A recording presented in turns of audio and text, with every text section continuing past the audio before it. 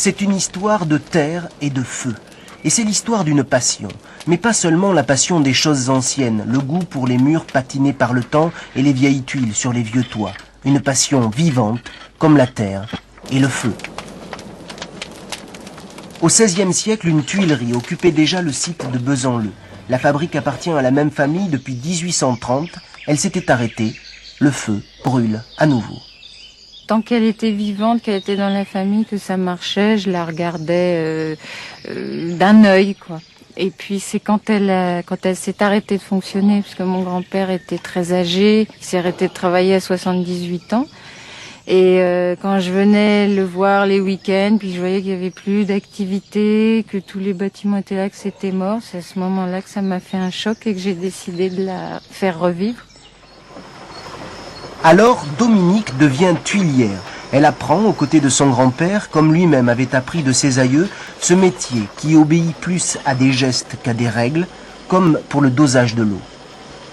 Et il prenait la terre et il nous disait, quand c'était bien, il nous disait, voilà, ça doit être comme ça.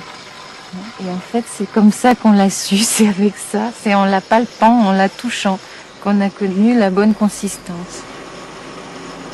La tuilerie de Besanleu est un de ces endroits où l'on travaille sans arrêt, tout en prenant le temps. Le cycle de fabrication des carrelages, des tuiles et des briques dure 2 mois. Après le moulage, les produits vont sécher dans la grande halle pendant une semaine.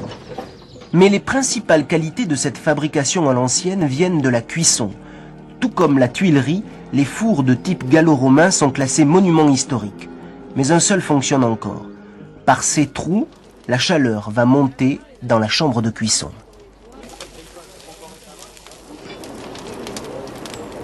Après une semaine de préchauffage vient le temps du grand feu. 35 heures durant lesquelles le four avalera 40 tonnes de bois. Pour cuire les 60 tonnes de produits, la température monte jusqu'à 1300 degrés.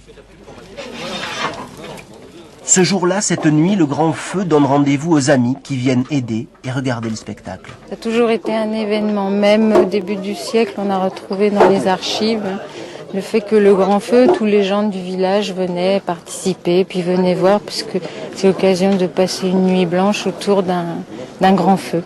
C'est toujours un pincement. C'est toujours quelque chose de spécial parce que c'est jamais pareil, le feu. La lueur n'est jamais la même. Le feu, on le contrôle, mais on ne le maîtrise pas à 100%. Et c'est ça qui est extraordinaire.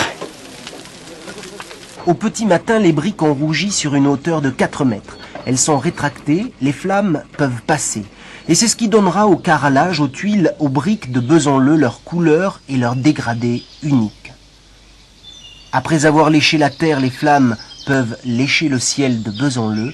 C'est encore un signe de la passion.